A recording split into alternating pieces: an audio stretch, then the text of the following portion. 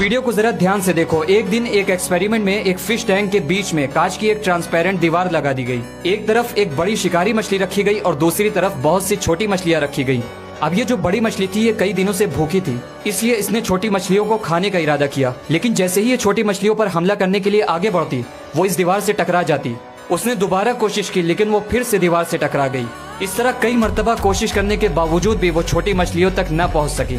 आखिरकार बड़ी मछली को ऐसा लगने लगा कि वो छोटी मछलियों को नहीं पकड़ सकती। अब उसने हार मान ली और आखिरकार एक कोने में जाकर बिल्कुल खामोश बैठ गई। अब कुछ दिनों के बाद वो ट्रांसपेरेंट दीवार हटा दी गई। अब रास्ता बिल्कुल खुल चुका था, लेकिन फिर भी इस बड़ी मछली ने छोटी मछलियों को नहीं खाया। यहाँ तक कि छोटी मछलियाँ उसके आसपास आकर के तैरने लगी, लेकिन फिर भी उसने उनको खाने के लिए अपना मुंह नहीं खोला, क्योंकि हकीकत में तो दीवार हट चुकी थी, लेकिन मछली के दिमाग में दीवार बन चुकी थी।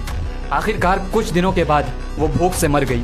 हमारी जिंदगी भी कुछ इसी तरह है। चंद नाकामियां, चंद हार हमको ये यकीन दिला देती हैं कि हम नहीं कर सकते, ये काम हमारे बस का नहीं है, और फिर हम कोशिश करना भी छोड़ देते हैं। लेकिन याद रखो, कभी कभी रुकावटें हकीकत में नहीं होती, बल्कि हमारे दिमाग में बन चुकी होती हैं, जिसकी वजह से हम कोशिश नहीं करते।